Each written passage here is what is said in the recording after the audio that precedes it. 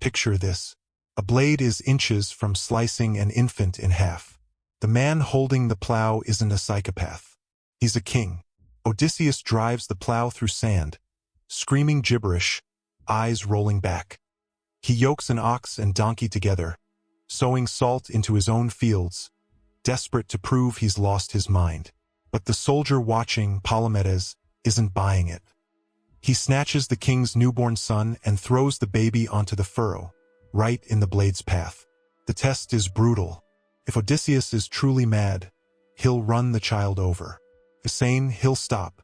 In a heartbeat, the madman swerves. He saves the boy, exposing his lie. The soldiers grab him. The draft has begun.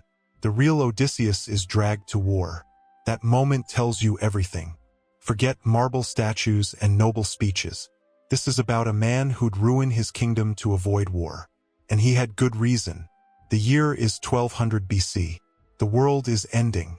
Historians call it the Bronze Age collapse. Cities burn from Greece to Gaza. Trade routes are severed. Famine is rampant. Odysseus wasn't a refined monarch. He was a warlord commanding red-painted galleys. His power came from raiding neighbors and holding ground. The ancients called him Polytropos, the man of many turns. It means he's slippery, dangerous, willing to do whatever necessary to survive. The Trojan War wasn't a glorious crusade. It was a predatory raid, desperate warlords sacking a wealthy rival before their own societies collapsed.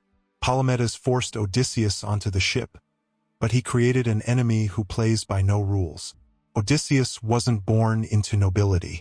His grandfather was Autolycus, the king of thieves, a shapeshifter who could steal cattle and repaint them so you wouldn't recognize them. When baby Odysseus was born, Autolycus named him. The name comes from Odysseus. It doesn't mean brave. It means the hated one. He who gives and receives pain. From day one, he was branded to suffer and cause suffering. While heroes like Achilles trained in raw force, Odysseus mastered métis, cunning, the intelligence of the ambusher, the trap maker.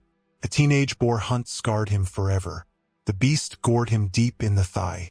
That scar became his defining feature, a reminder that you cannot reason with nature. You must outsmart it or kill it first. At Troy, Odysseus was surrounded by men who treated war like sport, wanting glory in open combat. Odysseus saw a mathematical problem. He didn't care about glory, only efficiency. Fair fight is a stupid fight.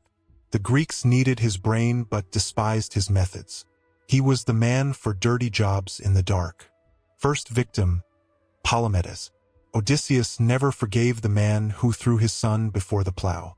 Years later, he forged a letter, planted gold, and framed Palamedes for treason. The Greeks stoned him to death. Odysseus murdered a fellow officer to settle a score. The war dragged 10 years. When Achilles died, the era of force ended.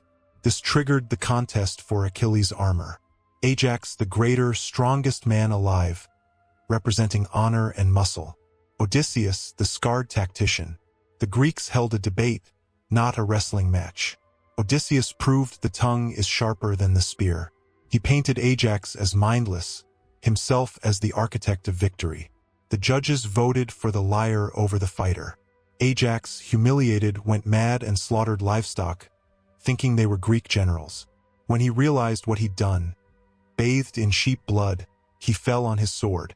Odysseus killed the greatest warrior without drawing a weapon.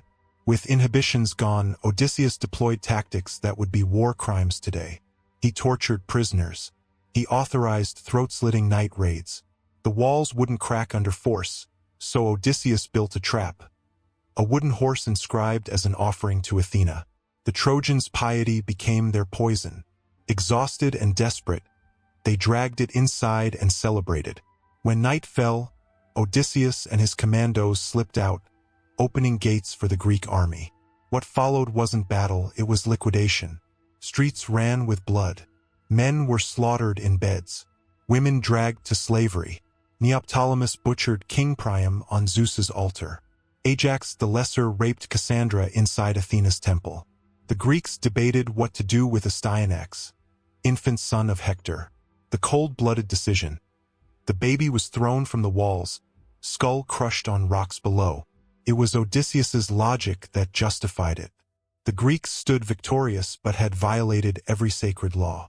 The gods looked down with fury. The Greeks expected parades. The gods prepared a storm. First stop, the lotus eaters. The scouts eat opium poppies and lose all desire for home. These traumatized men just want to dream.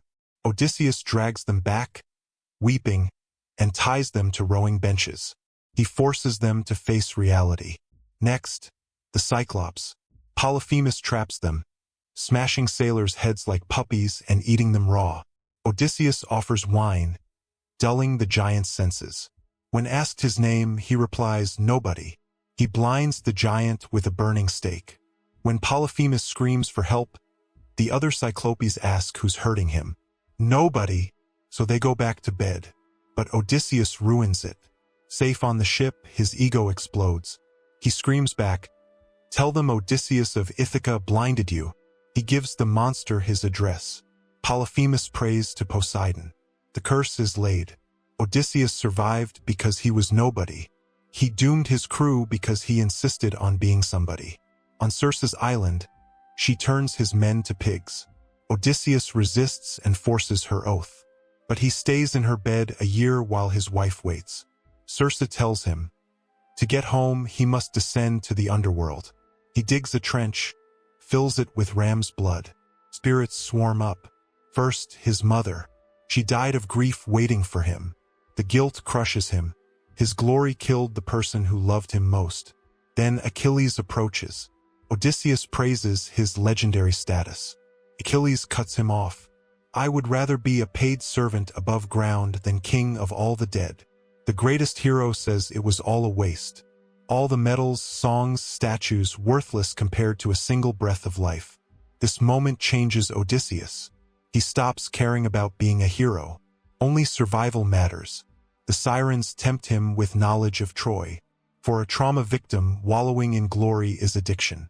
Odysseus begs to be untied, screaming to join them. But the ropes hold. Then the strait, Scylla or Charybdis.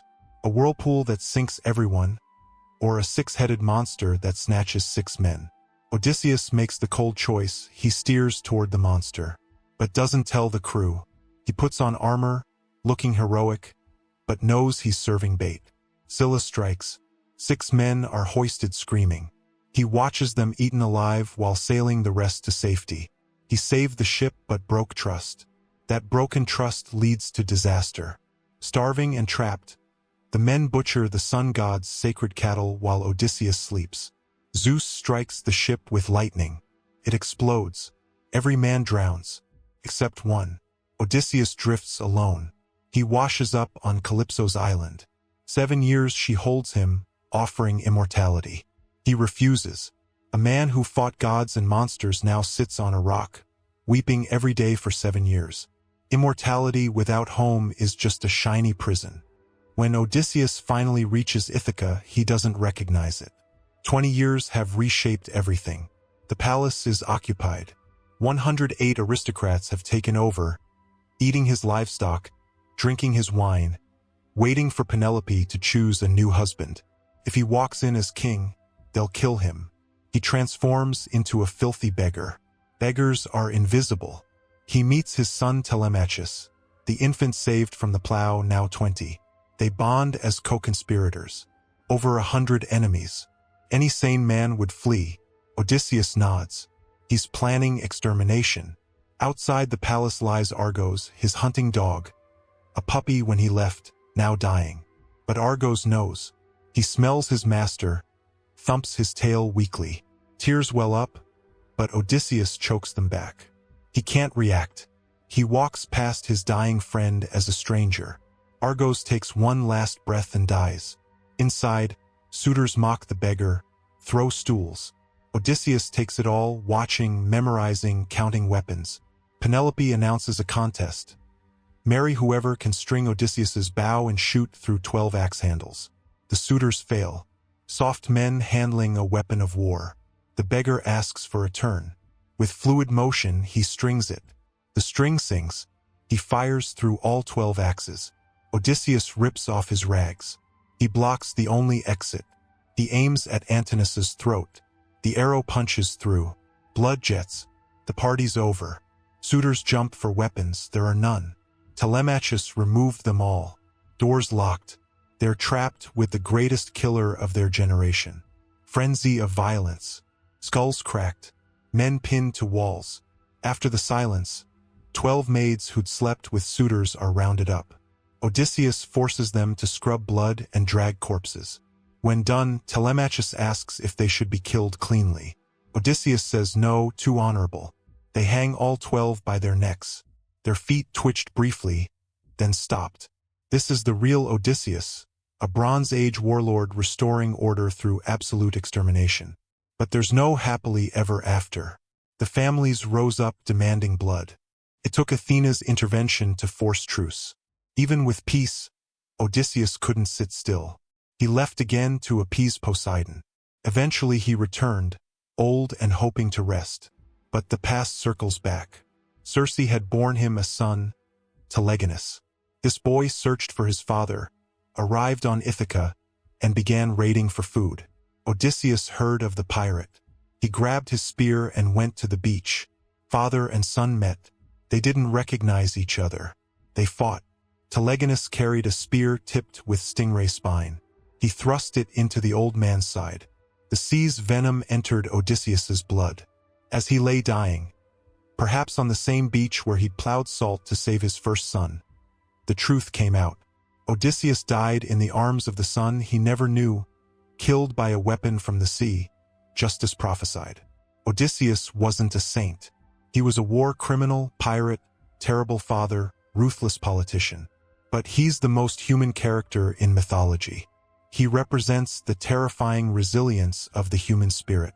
He shows us survival is messy, that getting home requires leaving pieces of ourselves behind, and that sometimes the monsters we fight are just reflections of who we've become.